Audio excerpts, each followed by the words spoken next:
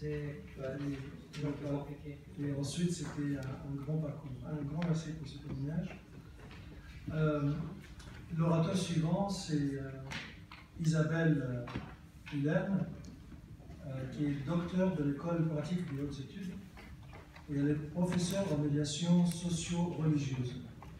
Elle est directrice de la faculté FLEPES, et elle va nous parler sur le mot radicalisation et la genèse de la déradicalisation. Isabelle. Merci.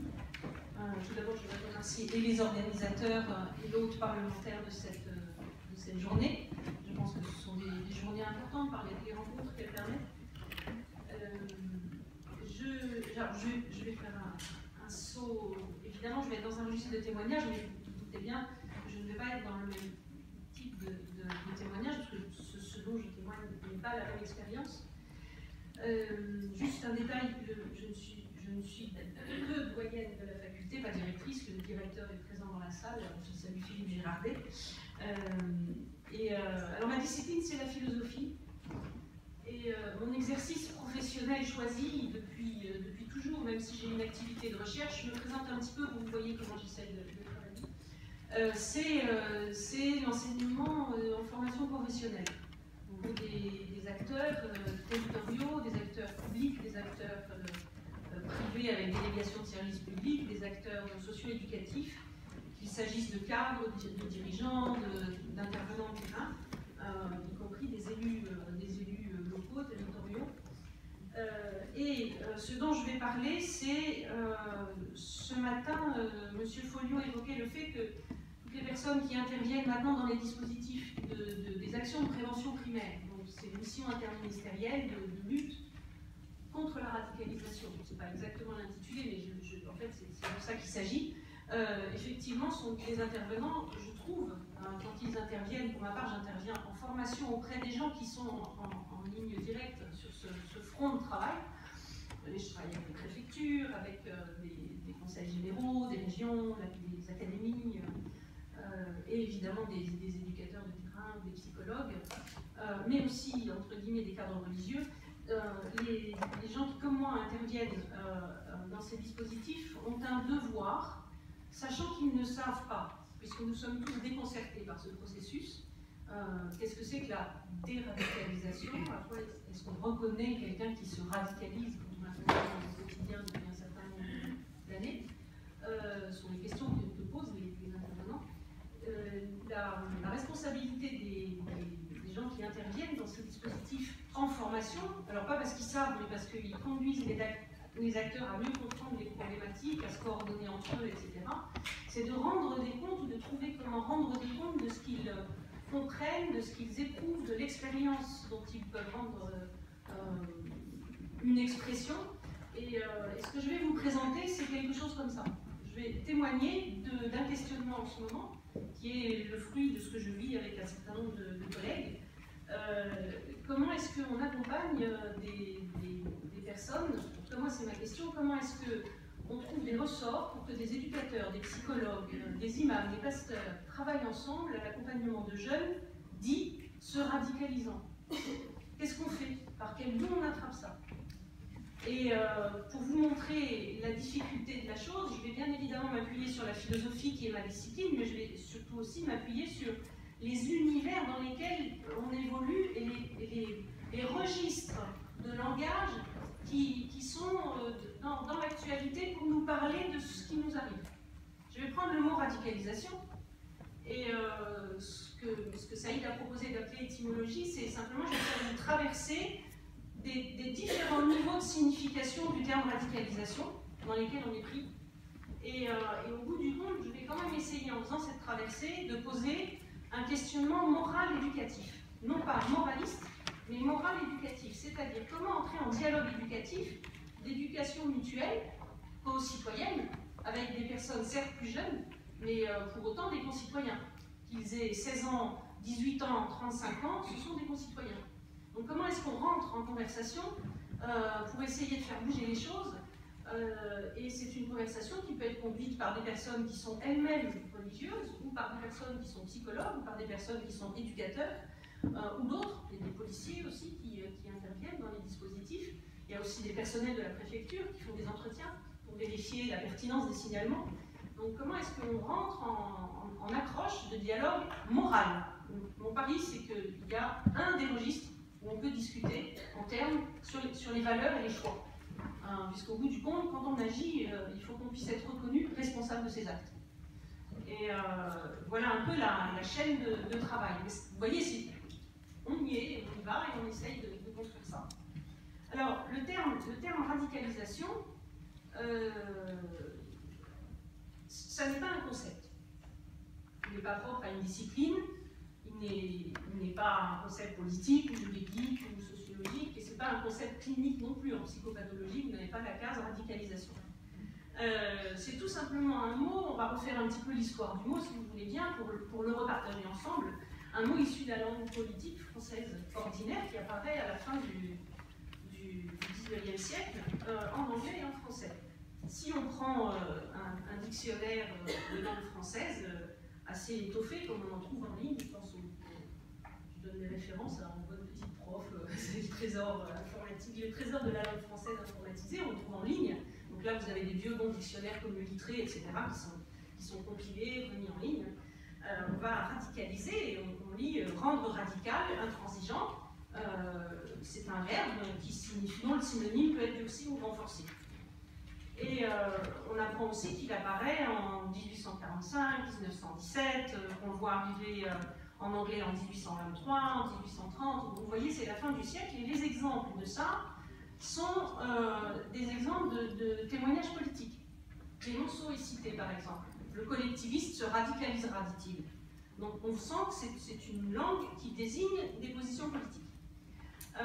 On a également des citations de presse. Les antagonismes sociaux se sont radicalisés depuis mai 68, une citation de Lacroix. Et puis on a une citation d'un philosophe, Paul Ricoeur, qui a écrit un de ses premiers ouvrages en 1949, qui s'appelle Philosophie de la volonté, qui est cité pour donner un exemple de radicaliser. On a un bout de phrase qui ne se termine pas d'ailleurs de la philosophie de la volonté de Ricoeur, mais dans les grandes crises, à l'occasion d'une épreuve qui me radicalise, en face d'une situation bouleversante qui m'attaque dans mes raisons dernières, 3 petits points, la citation s'arrête là. Donc voilà, on a vu le mot me radicalise, donc on met l'occurrence. Maintenant, bien évidemment, à la fin de mon intervention, si vous le voulez bien, je reviendrai à ce passage de Paul Ricoeur, j'essaierai de chercher le paragraphe entier d'où c'est sorti, parce que voilà quelque chose qui m'intéresse, c'est qu'on est dans la langue politique, et en même temps on voit bien avec Paul Ricoeur qu'on est aussi dans une langue de questionnement moral existentiel.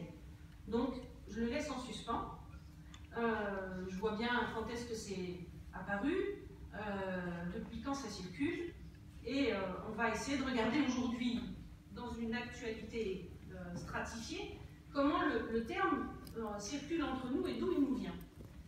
La question n'est pas de dire il n'est pas légitime, il est légitime, etc. On prend le terme dans sa vie et puis on regarde qui s'en sert et comment. Dans le sens qu'il a aujourd'hui, lié au terrorisme djihadiste ou au passage à l'acte violent avec visée de meurtre, bien évidemment, et encore plus au moment juste après le 11 septembre, ce sont des groupes de réflexion en lien avec des actions politiques aux États-Unis, mais aussi dans le monde anglo-saxon et en Europe, qui en criminologie s'emparent du terme, se servent du terme pour établir des profils d'individus et des profils de groupes.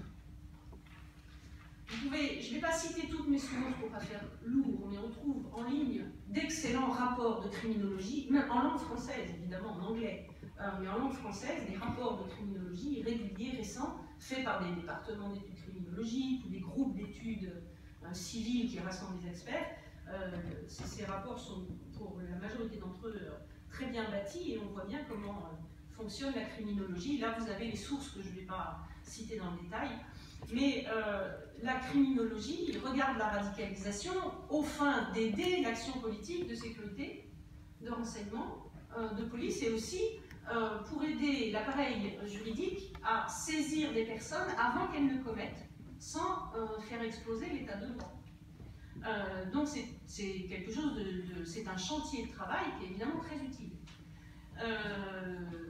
et très pragmatique, notionnel mais très pragmatique et en prise avec le droit, pas seulement avec la psychologie.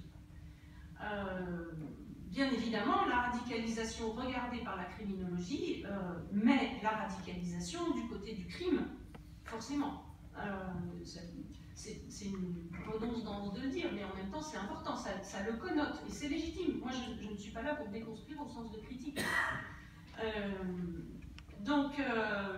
La criminologie, globalement sur le continent européen, travaille beaucoup plus dans le champ juridique que nettement psychologique, même s'ils se servent de la psychologie bien évidemment.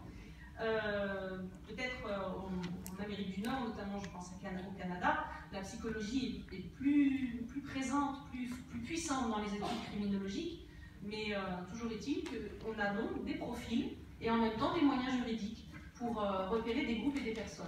Et ça permet à des politiques d'agir, des administrations, des tribunaux, et à l'état de droit de se défendre et en même temps de respecter l'état de droit, son propre état de droit. Il y a un autre registre où on le voit immédiatement fonctionner, ce terme, mais je pense qu'il faut le distinguer du registre criminologique. Pour autant, il est forgé par la criminologie, quand on le voit arriver dans les années 2001, etc. Il ne faut pas oublier cette origine-là actuelle et contemporaine. On le voit aussi dans les études géopolitiques, donc dans le monde des sciences politiques. Et là, il s'agit, comme on a revu ce matin d'ailleurs, de faire une topographie, une histoire récente, des évolutions constantes, des mouvances qui œuvrent à radicaliser des personnes.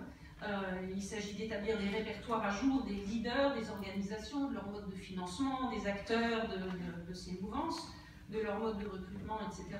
Il s'agit de comprendre dans quel courant d'idées politiques, d'idéologies politiques et quels terreaux nationaux ou pas nationaux, culturels, ethniques, le cas échéant, ça fonctionne.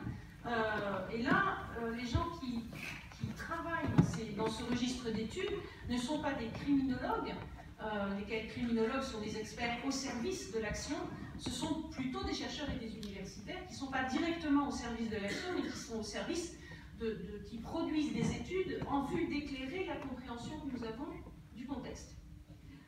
Ce n'est pas tout à fait le même registre de travail. Vous voyez les distinctions que j'opère. De nouveau, tous ces univers-là coexistent les uns avec les autres. Mais c'est ce qui rend le terme radicalisation difficile à employer quand on ne sait pas où on se situe nous-mêmes quand on s'en sert. C'est ça en fait l'intérêt de ce panorama que je vous propose. J'espère vous en convaincre, mais je vous laisse en juger. Et donc là, on est sur de l'histoire contemporaine et de l'histoire comparée. Et en quelque sorte, cette histoire géopolitique participe de ce qu'elle étudie. Parce qu'elle aussi, elle mondialise la radicalisation. Elle ne la regarde pas d'un point de vue local, elle ne le regarde pas du point de vue de profil, mais elle regarde l'histoire des idéologies et comment elles circulent de façon géopolitique et de façon internationale. Et comment ça devient aussi un processus qui va se globalisant, qui est frappé par cette spécificité qu'est la globalisation. Donc c'est intéressant de voir que ça, autant l'autre registre participe de la criminalisation de la radicalisation. Je parle du point de vue de l'étude. Évidemment, il y a des actes qui sont posés qui sont des actes criminels. C'est pas parce que je parle de l'étude que je dis les actes qui sont posés ou la nature des actes posés. Autant celui-ci regarde les voyages, le cosmopolitisme de la radicalisation, si on peut le dire comme ça.